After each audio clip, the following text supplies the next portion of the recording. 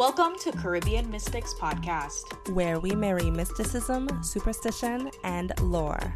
I'm your host, Paulina. And I'm your host, Gabrielle, and we are your resident Caribbean mystics. Join us today as we explore the depths of real supernatural stories told by real people located right in our very own backyard.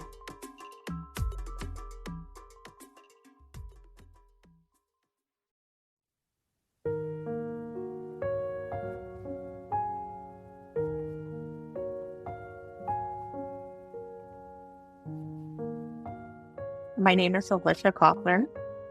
I'm from Ohio. I lived in Ohio for 40 years of my life. I'm actually on St. John. I'm in the Coral Bay side of St. John. And I have been here 10 and a half years. In 2005, I had an opportunity. My great-grandmother Kaufman passed away, and I was her little nature baby. So she left me $500 and a note that said, take this and go to nature.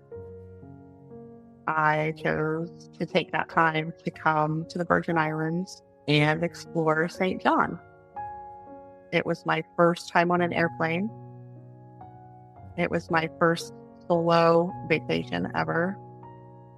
And I came down and I camped at Cinnamon Bay Campground, which was glorious, and still one of my favorite places. I had 9 days here. I met a young lady named Annie Love, and she drove me around. She started driving me places and showing me around the island. One of the places we stopped was Too Much Jewelry in Bordeaux, and I purchased my very first piece of jewelry that I've ever purchased myself, like real jewelry. And it was a necklace, and the pendant was the Taino petroglyph, this floral, and then it had a teardrop larmar over top of it.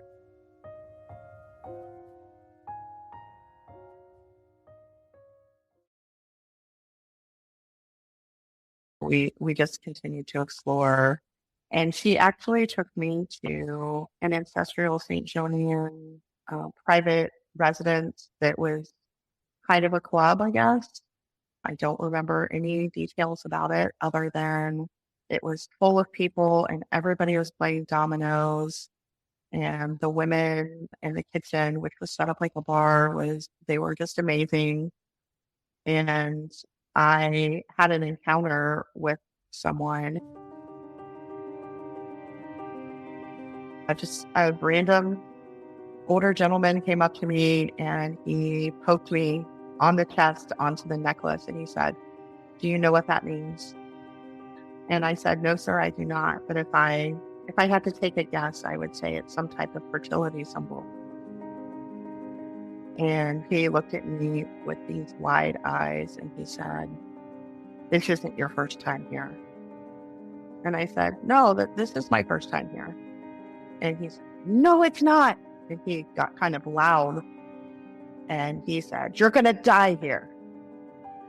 And immediately I was, really taken back and a little bit terrified. And Annie kind of just pulled me away and said, "He doesn't mean it like that. He doesn't mean it like that."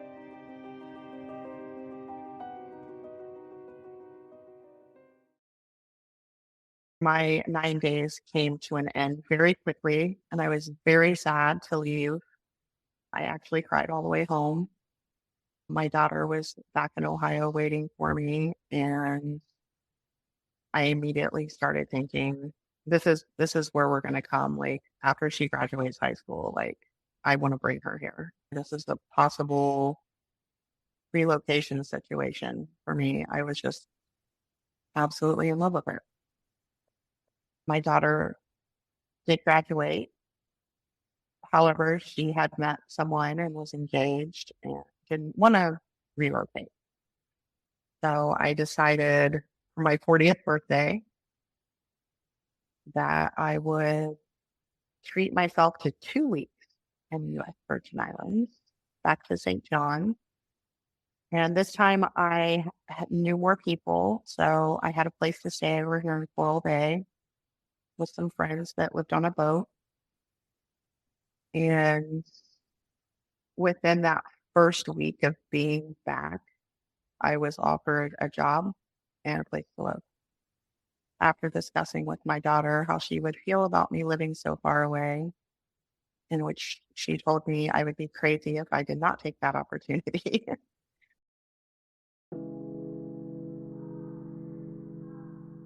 Summertime had rolled around. I had been here 2 years living on a boat in Coral Bay. And I had a friend that had a little shack up in Upper Carolina called the Magic Cabin. And she asked if I'd be willing to just kind of take care of her space while she was gone for the summer. And I decided I would love to do that and get off the boat for the summer. I moved up to Upper Carolina to the Magic Cabin.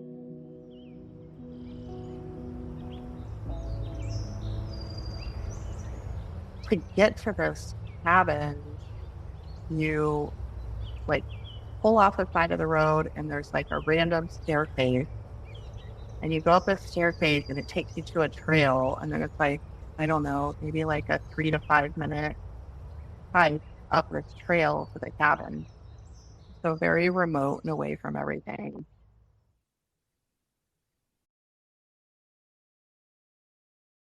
It was August, so it was very hot and there was no AC. It was kind of like a screened window situation and a tin roof, the metal roof. I had the day off. I think actually we had just closed for the season. I had been working at a local restaurant in Coral Bay and I was just kind of chilling and I had a little tablet that I was using and I wanted to research how the donkeys got to St. John. I was fascinated with the wild donkeys, right? And I was thinking of taking photos and making like a coffee table book about the donkeys, but I needed some history. So I started reading about it. And while I was reading about the donkeys, I was laying on the couch. It was probably 3 o'clock in the afternoon. I'm just reading through and I hear this noise out at the back door and I see movement under the eave of the house out the back door. So I kind of like stood up and I looked and right tucked underneath the eave of the house is a small little furry creature. I would say like a multi-tone browns and lighter browns and beige, maybe a little bit of white. At first I thought it was a monkey. And I was like, no way, a monkey on St. John. And then I looked at its face and then it kind of looked a little bit more like a monkey and a koala bear mix. And now I'm starting to get extremely intrigued about this creature. So I stand up and I start to approach it and I'm talking to it. Oh, you're so cute. What are you? And as I get through the kitchen, closer to the back door, it was looking straight at me and had big, round, dark eyes, not threatening and looking in any way, not baring teeth, just really just a cute little creature. And when I said, "What are you?" as I approached it, it turned away from me. And as it turned away from me, these extremely long, cloth-like arms start to extend out into the shape of the letter S. Like if you were to lay the letter S on its side. So one arm curled up, one curled down. And as it turned and brought its arms out, everything started to go dark and ominous, almost like being surrounded by a storm cloud. And I started to back away, and I backed myself away back to the couch, and the lights went out. It was pitch black. I could not see my hand in front of my face. And I started to feel around in the dark and um, slid my hand over my tablet, which created some light. And I was just very confused. And I got some lights on, and I just kind of sat there, and it was just daytime. This happened during the day, and now it's pitch black dark out, and time is gone. I got my tablet back up. It was 7:30, 7:45, went on 8 o'clock. I am thinking I was dreaming, right? This is a dream, right? As I sat there and continued to go through my head and what happened, I was really struggling because it was so real that I can't say it was a dream. There was nothing dreamlike in it. Everything that was in the house was exactly the way it is in the house. There was nothing out of place. And I lived that moment. And I took some time just to kind of calm myself and, okay, all right, it had to be a dream. So I just decided to kind of go about what was I doing before that? Oh, that's right. I was researching the donkeys. I opened the tablet up. It was open to an article about the Taino. And at this point in my life, I knew nothing about the Taino. I was clueless about these people. Continued to read, and as I was reading through the article, it brought up the Taino Zemi. The Taino Zemi of gods and goddesses. And there were some pictures, and there he was. He was staring right at me. There's the creature. And that creature was Huracan. And some say Huracan and Wabanse are the same. And some say that Huracan is more of an assistant to Wabanse. I continued to research and read and learn as much as I could, because as I read that and I saw that creature that was there, I knew right then that I was given a message. And that message was to warn people of a horrible, dangerous, deadly hurricane. Went out and about, and as I ran into people I knew, I told them about my experience.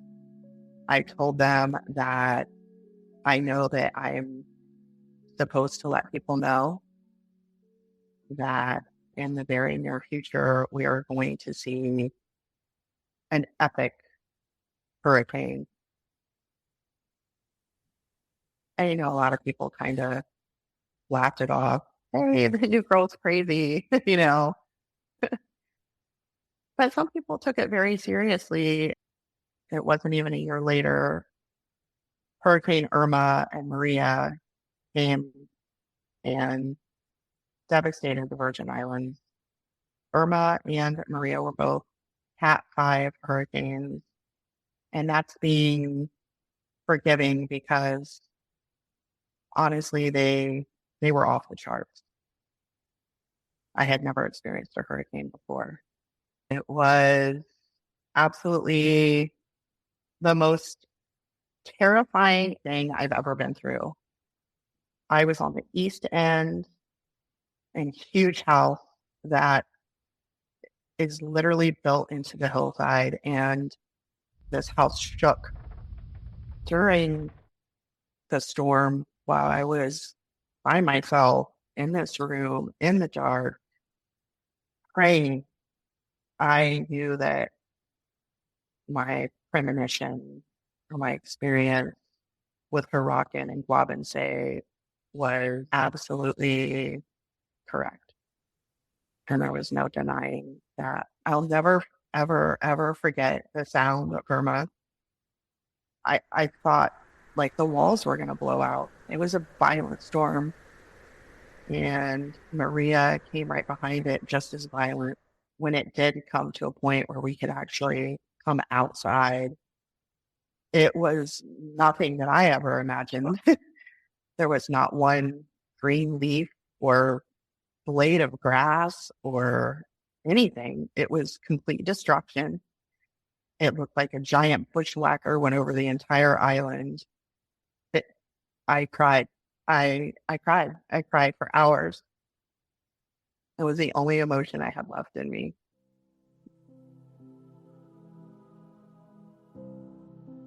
I want to say that, the message that Guabense has is don't forget your roots or you will feel the wrath.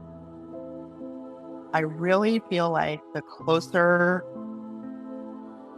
we get over here to losing more history and culture due to people wanting to just put money in their pockets, the more we're going to see weather activity like this. The more that the Virgin Islands is developed and its natural beauty is taken away, I really feel like part of her message is that we will continue to feel a wrath here in the storm department. I think it's tied together. I always have. I think that I think we're connected.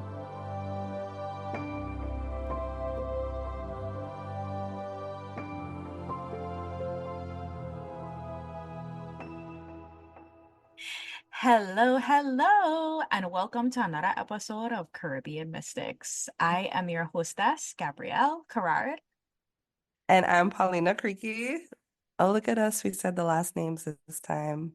Oh, yeah, I listen to feedback and I make the necessary changes.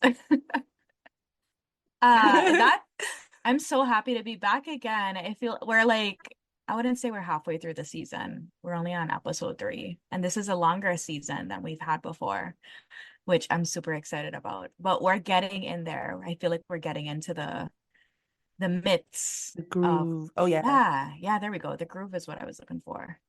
And we're getting better stories as Yeah. our seasons progress.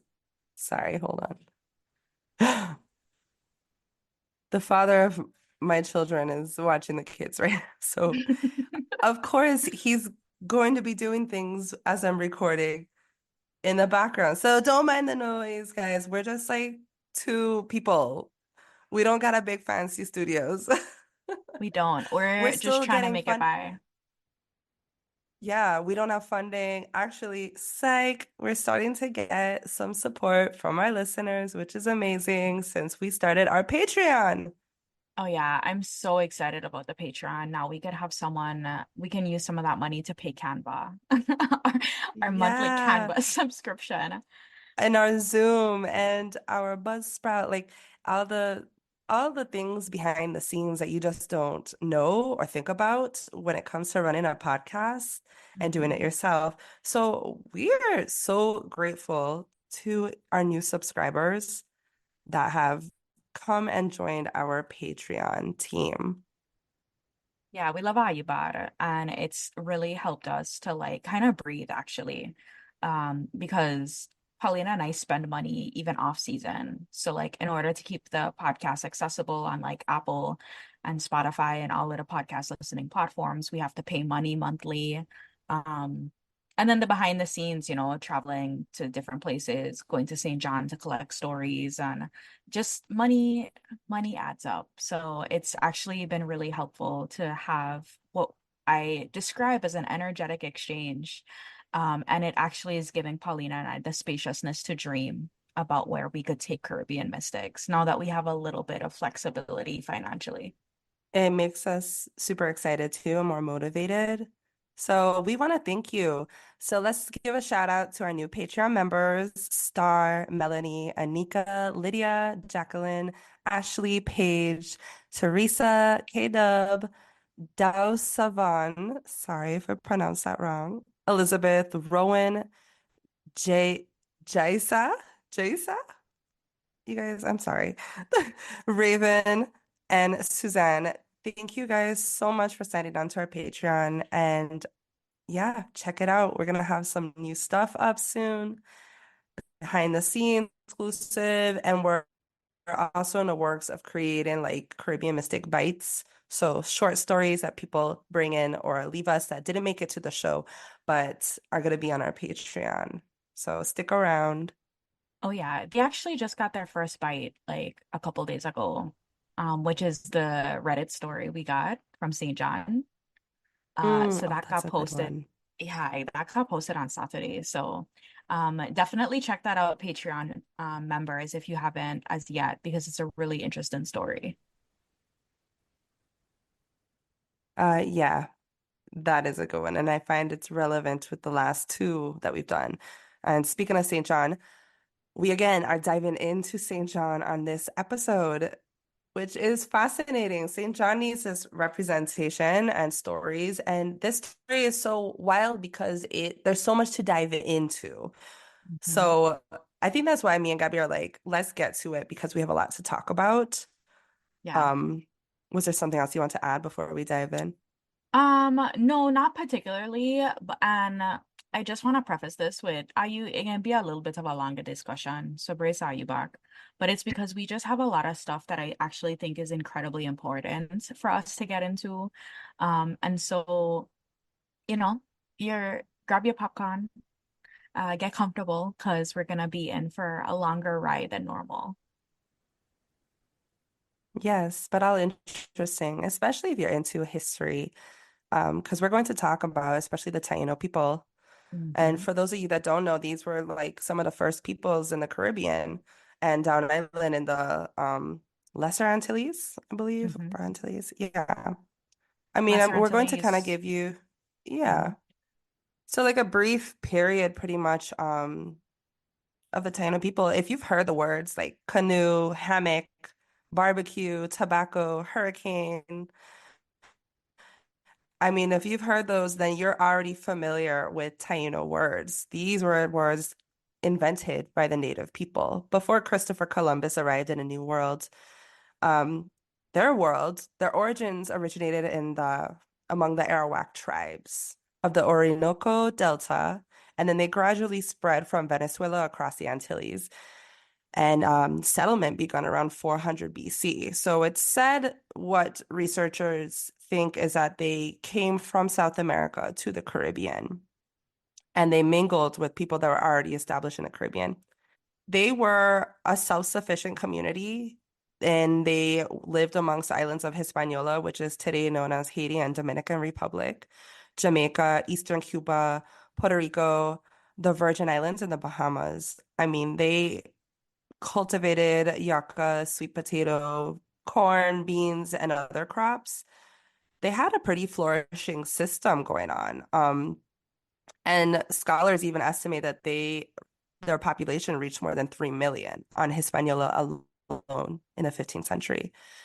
But no one really knows for sure, other than kind of what the Spanish chroniclers and the conquistadors wrote back to their settlements and to their country. They were describing the Taino towns as densely settled and well organized and widely dispersed. They were inventive people and they learned to strain cyanide from life-giving yucca and they developed pepper gas for warfare.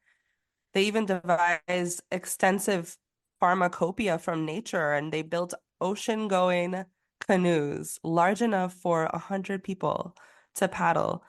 And they even played games with a ball made of rubber, which was fascinating to the Europeans because this was their first time even seeing that material. So even though these Taino people, they never developed a written language. They had exquisite pottery, woven intricate belts, dyed cotton. They even impressed Christopher Columbus with their generosity. And in his words, they will give all that they do possess for anything that is given to them, exchanging things, even for bits of broken crockery. They were very well built, handsome. They don't carry arms, they don't know them, and they would be good servants, which ultimately led to their unfortunate demise. And by the time the European started to colonize, they had a brief period of coexistence. And then their relations just between the newcomers and the natives deteriorated. The Spaniards started removing the men from villages to work in gold mines and colonial plantations.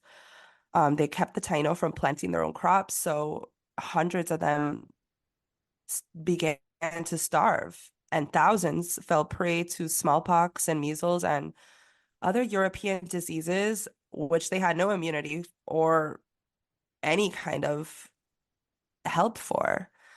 And some ultimately took their own life to avoid subjugation. Hundreds also fell fighting with the Spaniards, and untold numbers fled to remote regions that were beyond colonial control. And then in time, conquistadors started marrying Taino women, and the two genes started combining, creating a new mixed population.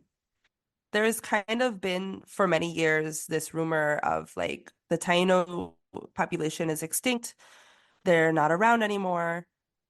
But recent studies have shown that around 60% of Puerto Ricans have Taino DNA. I think so. This particular story, I think, brings up a lot for me. Like when you look at the significance of the Taino in the Virgin Islands and the fact that someone who isn't from here would have that experience and it would have all of these elements of like connection and ancestral guidance and communion with the land. I think that as a Virgin Islander it stirs up a lot within me in wondering like I'm trying to say this in a way, in wondering like why would the Taino come to somebody that isn't ancestrally connected to this land? And it's Mhm. actually been on my mind ever since we recorded this story because I don't doubt Alisha's experience. I think she provided a lot of details about the experience, and so I think in my human mind, I'm trying to make sense of it. And also, I think a part of what feels really raw for me is that again I talk every time I can about the displacement of Virgin Islanders and in the larger region of Caribbean people, and so I think that this picks at a wound that's already open. And it's not a reflection of Alisha at all, but it's a reflection of the woundedness that us as Caribbean people carry as it relates to us feeling very dispossessed from our land. um and so it actually took me down this very inner deep journey in the last week and a half since we've recorded this story. And I got some really interesting insights. One of those is I was talking to an elder who's from St. John. She has indigeneity um in her roots, and she can trace back to her indigenous ancestors on the island. And so I was talking to her about it, and she essentially was like, that girl grandmother left her a note that said, go find nature. And she went to the Virgin Islands and she found nature. And she was just like, she saw it from the perspective that the Taino were coming on behalf of that girl's grandmother. And so I was just like, yeah, but don't you think like the Taino would have come to somebody that's like ancestrally tied to the land? And she was just like, yeah, but like how many of us actually feel connected to the land we live on? She's just like, you're presuming that the native Virgin Islanders that walk the lands today feel connected to the land that they walk on in that way. And she's just like, who are you to decide who the Taino Zemi is supposed to appear to? Like, Mhm. who are you, to determine who is the appropriate person to bring the message? And then further than that, her thing was just like, there's so much internalized colonialism that would we even believe somebody who looked like us? Which even brought up a whole bunch of other questions, and I think that it's not just a reflection of where we are as Virgin Islanders, but I oftentimes think, I read this story when I was in high school where it was talking about an angel that had wings. It was this being with wings that showed up in this very small town that was very pious and religious. And they didn't see this being as an angel. They saw the being as a really great opportunity to make money. And so when the being came to them, he was injured. And so they locked him in a cage and they started, telling other people in other villages to come by. We have this like circus act. And so people would come by and they would throw rotten fruit at this being, right? That was just hobbled in his cage. It was old and decrepit and, it was starving. And at the end of the story, a little boy comes and he frees the being. And the being was ultimately an angel, right? Who had come. And it's just like when you think about from a religious context, especially in Christianity, where you're constantly looking for the second coming of God, right? And you expect it to be this grand spectacle in the sky. Or even what's happening in Palestine, where per Bible doctrine, Jesus was from Palestine. um and yet there's all of this atrocity happening over there, right? And who's to say we haven't killed the second coming of Christ, right? And so there's a lot of questions here about our humanness and what gives us, the right to determine what divinity looks like and who should be the messenger of divinity. um and so I continued on in my searchings because I really wanted to get to a place where I didn't feel as triggered.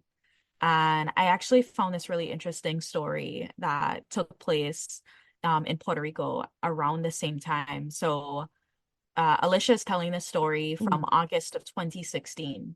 The hurricanes hit the Caribbean. Hurricanes Irma and Maria hit the Caribbean in August of or September of 2017. Um, as Paulina said, there has been a lot of understanding, especially as ancestry tests have come forward, where you're starting to see that there are a lot more people that are having this indigenous trace, right, in their bloodline. And I think it's inspiring people to get connected. And because there's such a large proclivity of people that are connected, their indigeneity is very present within their bloodline. I think it has opened a door for people to really start wanting to revive it.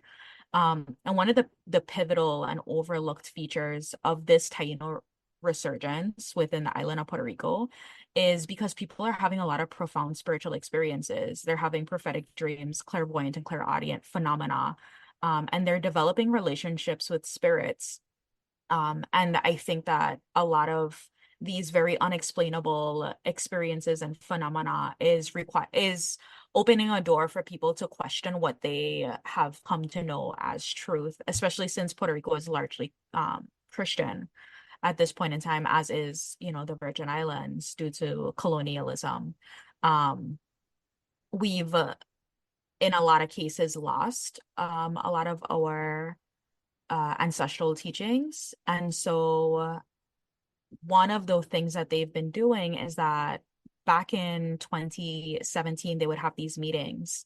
And in a few of the meetings, that was just an opportunity for like community members to come together and talk about, like the revival of the Taino culture and belief systems and, traditions and heritage and this, that, and the other. They started having these really spontaneous channeling sessions where the spirits, Taino spirits, would come forward, like the Zemi, and they would appear to people who would bring forth these very visceral channeled messages in the middle of the meeting in front of other people, right? And two of these warnings came to the people who were participating in ceremonies on Puerto Rico, but there was another group of people who were from Puerto Rico that ended up meeting in Brooklyn, New York, because Brooklyn have a large Puerto Rican population. And then there was a channeling session that happened, and these were not intentional channeling sessions. It was just almost like a a meeting of the minds that turned into something that was heavily spiritual. And during the channelings, they had Taino spirits come forward and warn them that there was an impending disaster that was coming to the island and that they needed to preserve food and water because they would ultimately face a major humanitarian crisis. Of course, at that point in time, they didn't know what that had entailed, right? And so less than 2 weeks later, after that last warning came to the group of people that had met in Brooklyn, New York, Hurricane Maria unexpectedly absolutely devastated the island of Puerto Rico. There were wind gusts more than 200 miles per hour. It had sustained winds of 185 miles per hour. It catapulted Puerto Rico into darkness. It leveled the power grid. It cut off telecommunications, contaminated water. It blocked major roads and highways. So it was incredibly hard for people on one half of the island to get resources that may have been available on the other half of the island. And so it was an incredible and disastrous storm that hit the island. And the people were warned, like not, of course, not everybody got the messages, but it's just like the people that were trying to do the connection with the indigenous spirits and their ancestors were getting all of these warning messages. And of course they tried to tell who they could, but it's a matter of, again, would you believe your own people if they came to you? Like that's essentially, I think, the rhetorical question here for all of us is if someone who looked like you came to you and told you that they had this information, or perhaps they, you know, were fulfilling miracles, would you believe that they had the capacity? And do they fulfill what it means to you, like what divinity looks like to you? Um, which could take you down a whole bunch of different roads, and I highly encourage it because it really forced me to rake up a lot of like internalization that I had within myself. So I highly recommend it. But one of the ways the Taino have survived, which Paulina touched on, was through their words, like huracan or huracan, um, is a term that's used for hurricane largely across the Western Hemisphere. And from the ancient Taino perspective, the huracan was an expression of the fury of Guavanse, mistress of violent churnings of wind and rain, and one of the manifestations of Atabe. Atabe is the consciousness of Mother Earth. It's believed that Atabe lives in the El Yunque rainforest in Puerto Rico, and there have been a lot of mystical experiences there. And a lot of supernatural and ceremonial work happens in the El Yunque rainforest because of this belief. But Guavanse is chaos incarnate, yet her power was not seen as merely a destructive force of death, but a part of the transformational cycle of life and rebirth. Um, and so I say all of this to say that, Paulina, earlier you were talking about the conquistadors and the colonizers that came into Puerto Rico specifically, and how they completely destroyed the Taino population. And one of the ways that, just listening to you express all of that information, that it happened was they separated the Taino from the land, from their connection to the land, and I think in a large way this has happened across the Caribbean, right? Where it's just like we don't make our food anymore. We don't grow our food. We are at the will of the American agricultural model. And in a lot of ways, we haven't been able to bridge that connection back again. But what I found to be really interesting about the work that the people in Puerto Rico are doing, specifically in this Caribbean Taino community, is that the gaps of information that they don't have, right? Because the Taino civilization was like destroyed hundreds of years ago. They are using channeling in order to bring back those bits and pieces of information that they don't have. And I think it's absolutely brilliant because nobody can take away your capacity to channel, nobody can take away your capacity to bring forth the prophetic dreams and the messages from the divine.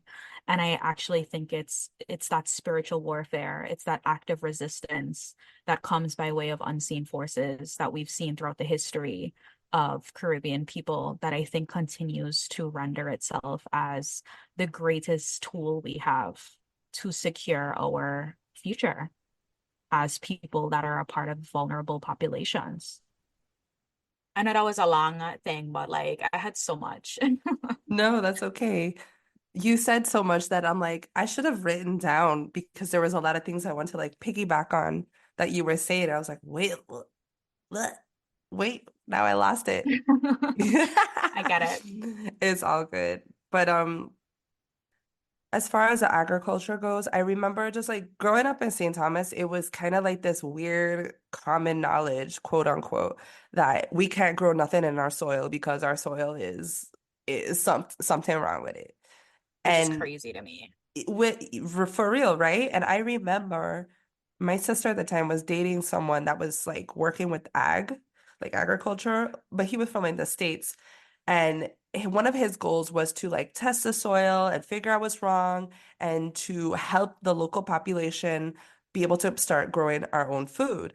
And in my mind, I was like, wait, what do you mean? Like, we can grow our own food here? And I remember him saying, like, yeah, there's like nothing wrong with the soil. Like, we have the capability to do it. And I think it's slowly becoming like a resurgence because there are local farms and local populations that have been doing it, especially on the west Mhm. side. A lot of the Rastafarian population been growing their food, been having the ag fair, been doing local markets. So Y'all, nothing ain't wrong with our soil. no. Literally nothing.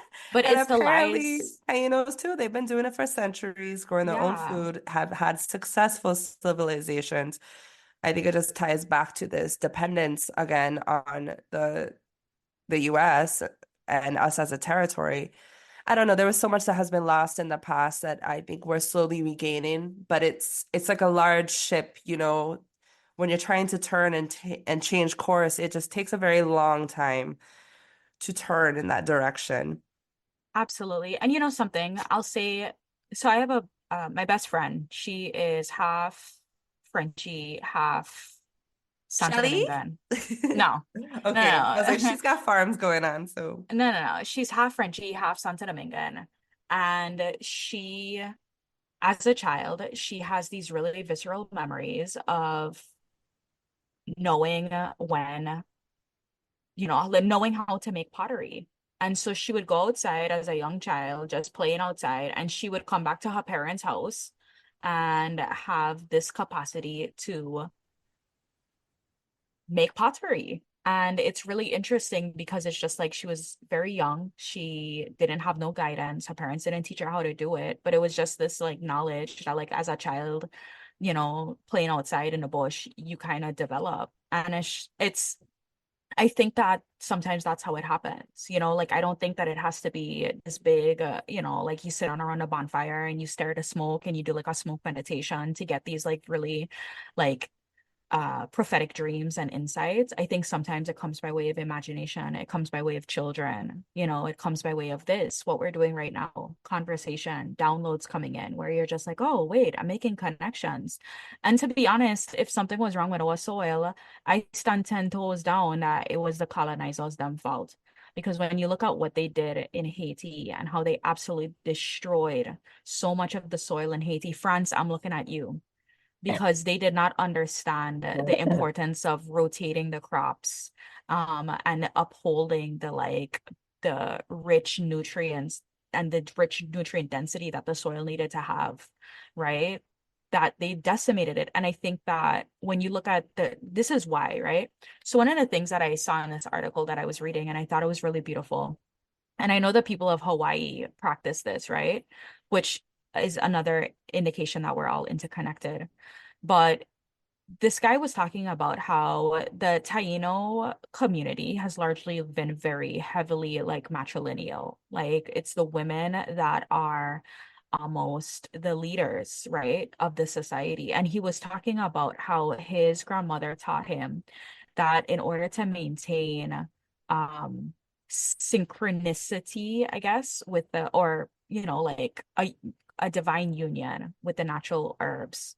If you go and you want to cut down a tree or cut herbs off of something or leaves off of a tree to use, you have to give what you take. And so a part of giving what you take looks like you have to explain to the plant, like, hey, this is why I'm taking this. And in the Hawaiian culture, they actually will like lick their finger and they'll give saliva as like a repayment for you're giving me this fruit, you're giving me this leaf, or you're giving me this bark, and so here's the repayment back for me. There's this very synchronistic, cyclical, give and take that happens, and we've lost that with the land. We truly have.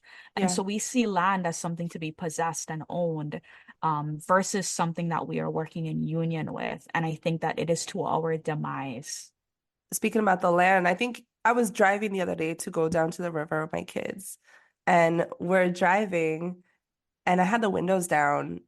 First, we had the windows up, we had the AC going and the radio, and I was like, it's such a nice day. Let me roll the windows down. And as I'm rolling the windows down, immediately I'm hit with like that warm breeze. I can hear the trees and the leaves moving. You could hear the gravel and the dirt underneath the tires. And immediately it was like I plugged in to nature just because I was so disconnected when I rolled my window up and we're driving around in these boxes that are so separate to our surroundings. It's easy to be disconnected from the land in that sense. It's easy to go to sleep in our boxes, in our lakes, and my little son's running around in our houses and disconnect from the land. But when you are barefoot in the dirt, in the grass daily, you wake up with the sun, you go to sleep with the sun. You're in the natural rhythm of things now. So, of course, you are going to know more. You're going to know when the iguanas come out to go and find their food. You're gonna know when the mongoose come and hunt. You're gonna know where that snake likes to hang out, which tree he likes to be in. You become familiar with the land, and that is something we've lost, but it's something that we could also regain again. Yeah, And being out in absolutely. nature is so important. Our technology may have advanced, but our bodies are still primitive. Like these are the same bodies we had when we were living that way in cycle with the land. So I think that it's still there. And I love that you mentioned the matriarchal society because I think that female and feminine divine wisdom has been suppressed for so long in this patriarchal society that we've been in for a few centuries now. It's important. And I'm not saying one needs to be above one or the other. I think the pendulum needs to be like in the middle. I think it needs to be a balance between the both. And it's interesting because during this time in the 15th century, when all this colonization was happening, there was also the war, what I like to call the war on women, which is the witch trials that were happening in Europe and in Salem and in America. This war on women, wise women, and also just innocent women that had nothing to do with one another, but pitting against each other for the sake of survival. And I think that's just one of the biggest downfalls of women again, who had some control of like midwifery, birth, and medicine, and had some sort of little power above men. And this is also a time when kind of, you know, the people started treating birthing as a medical issue and not just like, hey, this is a natural thing that happens to women. Women know I what to mean, do. Paulina, like, let's call out the elephant in the room, right? The common theme here is Christianity. And I think that there is space in the world for all of us, but I think that we have to be so fucking for real, to be honest. Like the common thread here, the war on women is deeply connected to the spread of Christianity across the world. Mhm. And that's just the like long and short of the situation. Even when you look at Hawaii and what's happened to Hawaii, Hawaii is stolen land. And that situation started by way of missionaries, Christian missionaries, going to go spread the word of the Lord to the native Hawaiians.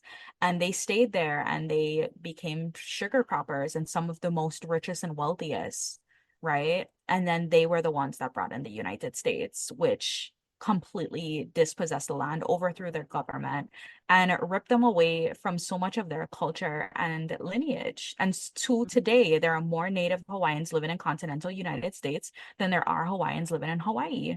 And so I can't, as much as I am very much like, yeah, believe what you want to believe, like connect with God however you want. And I stand 10 toes down on that. I also stand 10 toes down on the fact that Christianity has destroyed so much. And that's the two things can be true. We can source the good in things and be like, oh yeah, like I was literally just watching The Prince of Egypt, which is one of my favorite movies. It I think is. It's so underrated. yeah, and the story is so powerful, right? So it's not to diminish the stories and this and that, but we gotta talk about the two truths. A lot of this is connected to, it's all connected, in fact, to the spread of Christianity. But to kind of take us further down the discussion realm, like she mentioned, Hurricane Irma, and I remember when Hurricane Irma was coming, a lot of us didn't believe it was coming, right? And I think when we talk about connection to the land, I think that had we been more connected, maybe we would have seen more of the natural signs that were happening, right? Not that we could have changed anything, to be honest, because someone cannot prepare for a Category 5 storm. Hurricane Irma was 185-mile-per-hour sustained winds. It was at that point in time it was the strongest storm that was seen in the Atlantic basin. And I really want that to be understood, right? That we couldn't prepare for it. And also our disconnection from the land is a trickle down effect, right? Because it's just like a hurricane come through, people are blocked into their neighborhoods. People don't even have like fishing equipment to go outside and to say, okay, well, I can go sit on the rocks and fish, like, or I'm gonna, try plant a couple seeds here or there to see how we could, generate some sort of like food or hydroponics or aeroponics or all the ways that people can sustain themselves. A lot of us weren't even appropriately prepared because for so long we didn't even believe it was coming. And to be honest, like when I think about the Hurricane Irma experience, it's actually very, very emotional for me as somebody that experienced it. I was on the island of St. Thomas and it was incredibly traumatic, and I genuinely thought I was going to die.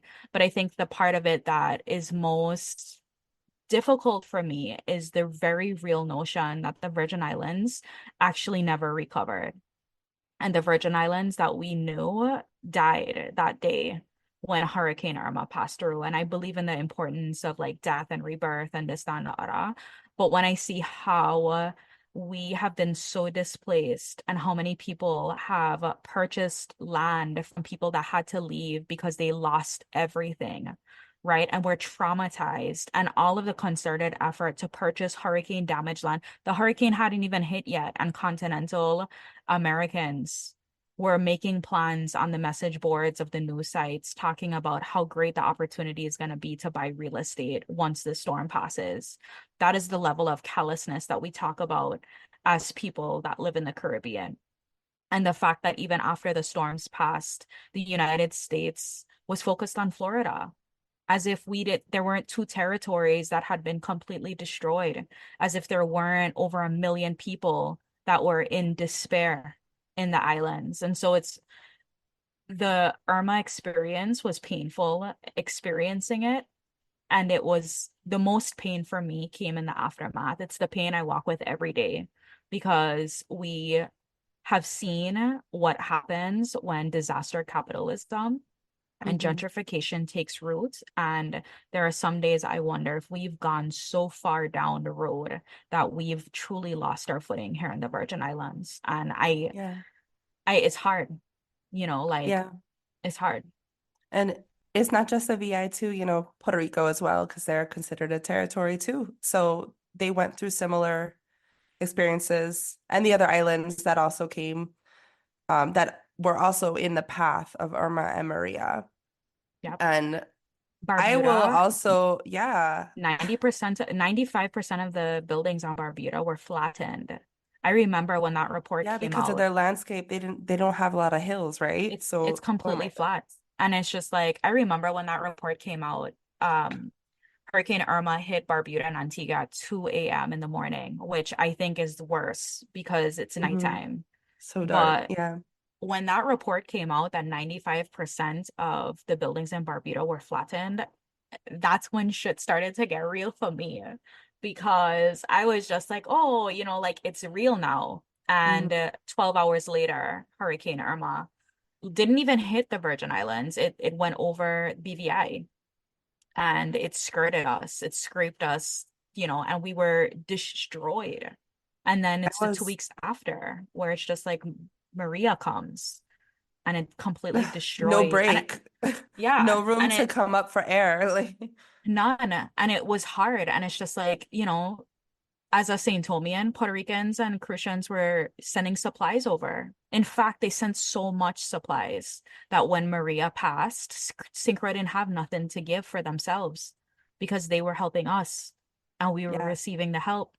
And then it And came to them. Yeah. yeah, Maria and the hit them. most harrowing image after Irma passes and Maria passes, and there's satellite imagery over the Caribbean and all of the northern Lesser Antilles is completely in darkness because no one has power. It is the most, I'll put it in our Patreon. It's the most haunting shit you'll ever like fathom. I was in LA when it happened and I felt so helpless. Like I wanted to do something to help, but like really what could I do? It's a natural disaster, two back to back, and it's beyond our control.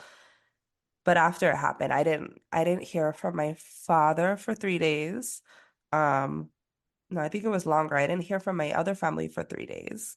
Because, for people that have never been through a natural disaster, all these conveniences are gone. You don't think about it, but sort of simple things like flushing a toilet, the refrigerator. So you're thinking like, where am I going to get food for one when all the Mhm. grocery stores are closed and destroyed?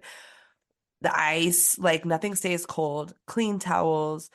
So, anyways, there was no service. You couldn't get a hold of anybody. It was just, I just remember my sisters like crying and telling me, she's like, it's like a third. Nothing's functioning. Everything is destroyed. The whole world is on pause. And I feel like, oh yeah, and then one of my sisters managed to escape to St. Croix because that's where her husband's from after Irma, trying to find some sort of refuge because I don't think St. Croix was hit as bad from Irma. And Uh, then Maria came and destroyed St. Croix.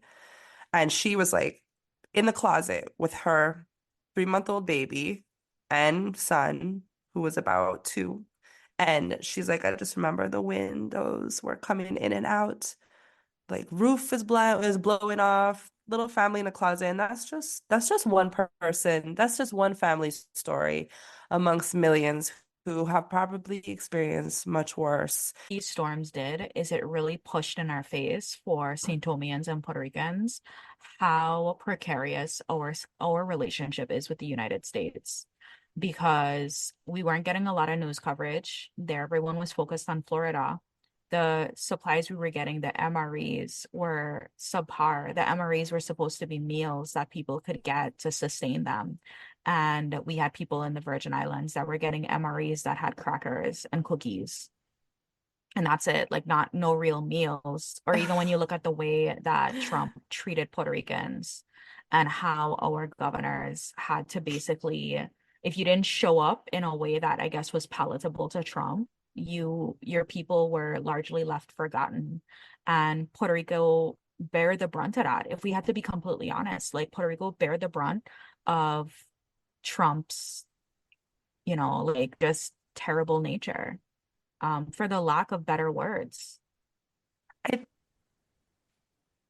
and to put into perspective, maybe for people in the States or in other countries, that are thinking like, okay, like why can't people just send in supplies, just go in and help? You got to remember we're on an island. We're very small. We're not totally remote, but we're not near the mainland, the states anyways. You were not like Florida or a state where somebody can drive in from a place that has been untouched and that's in perfect condition and that has enormous amount of supplies and bring in the brigade. You have places that have no Mhm. airplane access, limited helicopter access. They were literally Yeah. evacuating people by cruise ships. Like these were cruise ships companies that were kind enough to let people evacuate via a cruise ship. Like, so it puts a little perspective. Getting help is not easy. And so when you're dependent on a large nation like the United States, that should be able to do this, right? They have the means to do this, and they're not. It's, for lack of a better word, Yeah. yeah, of course you're gonna have some sort of And because resentment we're a like US that. territory, I it could see hampers that. how much other islands in the Caribbean can support us. So Puerto Rico, it literally is under the weight of the Jones Act, which is a really prejudicial policy that allows them to get no other shipments in other than US shipments. And so this takes away from their ability to get Wow. resourced quickly after a natural disaster. And so those are some of the things that we bear, like people look and they're all like, oh, you guys aren't actually from aren't actually a part of the like Caribbean because you guys are a part of the United States and this, that, and that. And at the end of the day, we're still Caribbean people. We just haven't gotten liberated. We're Caribbean people. We're Caribbean people that haven't That been irks me liberated. We so haven't had an much. opportunity to self-determine. Congress determines if our constitution even passes or not. Even if we were to get a constitution that like worked for us, we've never had an opportunity to determine if we wanted to be a part of the United States. We were sold from one colonial power to the next. And today, tomorrow, the United States wake up and they decide that they want to sell us off again. They can. That's what we are. We're a bargaining chip. It irks me too. It like what irks me too is like when people are like, but you're an American. And I was like, when people think of Americans, I think they have this picture in their mind, Yeah. and America's very diverse in itself. One state is not like the other. But Yeah. we grew up completely different. Like I'm telling you, if we weren't a territory, like we're literally like another country. We are nothing like the US. I mean, maybe now a little bit more because more people have been coming in and the culture has been changing, like we've talked about on some of our other shows. But it does irk me that I have to like r remind people like, yo, like I didn't grow up in the US. Like I know you think I'm like you, but there's a lot of things that Yeah. are still so foreign to me. This story touches on so many subjects that are sensitive to us. And, me and Gabby kind of had a little powwow before we begun this. We're like, hey, so we're going to cover some of these topics. Some of these topics may also be a little controversial, but I think Mhm. it's necessary to talk about them. And Gabrielle mentioned earlier too about, our storyteller and Alisha and how why would this deity come to somebody not from here, from an outsider, And we love, first of all, I want to say we love our storytellers and we want to keep the integrity of our podcast and our storytellers and respect for them. But we also want to be brave enough to talk about subjects that may seem touchy or controversial with a lens of an open discussion and respect Mhm. towards both peoples. We have a serious gentrification problem that's happening, and we need people who are going to move through our spaces with intention and with acknowledgement of the hardship that people from this land is facing, and willing to allow the voices of the people from this land to talk about it and to express their frustration. One of the things that I really appreciate about Alicia's story is at the end she starts talking about how she feels like the message here, the overarching theme here is as long as the native population is continued to be dispossessed, we will continue to see natural disasters of large proportion because the land is connected to its people and the land is unhappy with how it's being utilized and how the people of the land are being pushed off the land. And I really appreciated that because that in itself takes a lot of courage for somebody who's not from there to acknowledge like, oh yeah, like we I can see, you know, and Alicia's only been in the Virgin Islands for actually a very short amount of time in the grand scheme of things. But for her to come in a short amount of time and to be able to kind of see the writing on the wall for Native people and to listen to Native voices, because obviously Alicia's hanging out with local St. Jonians. Alicia didn't come and she hanging out with Brett from Utah and his wife Lori, and they're holding these very all white spaces and all continental, you know, thoughts and idealisms and this, that, and the other. Like evidently she's immersed in the community, and I think that that's the most we can ask for from people that come to the Virgin Islands and decide to make it their home, is that they create safe space for local people to cuss and retire and share their experiences. And they also champion the message of the people, which is that we're being displaced and we need help ultimately. We need care and we need intention driven tourism and intention driven, you know, immigration, I guess, or emigration, whatever it's called. We talked a lot about like the Yeah, this was serious heavy. issues that this story incited.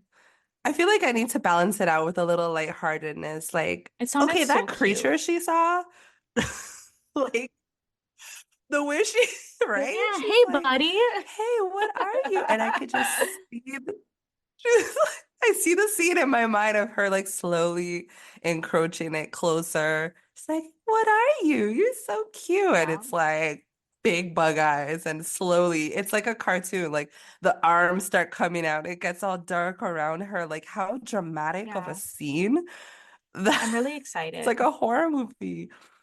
And then I'm blackout. really excited for this story to go out. Yeah.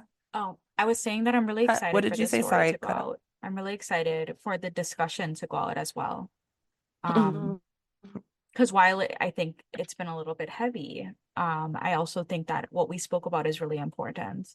And I'm excited to hear back from our listeners, both people who are not from here and people that are, what their thoughts are. Because I don't know that the dialogue is over, you know? I'm glad you said that because I actually wanted to kind of give a shout out to any Taino descendants or people that have more knowledge or anybody that just wants to kind of like jump in on this conversation. Or maybe there's something we should have mentioned but didn't, or Yeah, want to give your 2 cents. We have in our show notes a little link that says text us. Feel free to literally just text us there. Tell us some of your thoughts on this.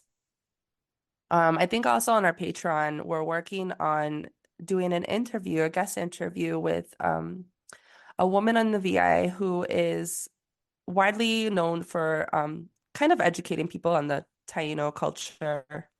She herself had found out that she had Taino DNA in her bloodline and has completely embraced it.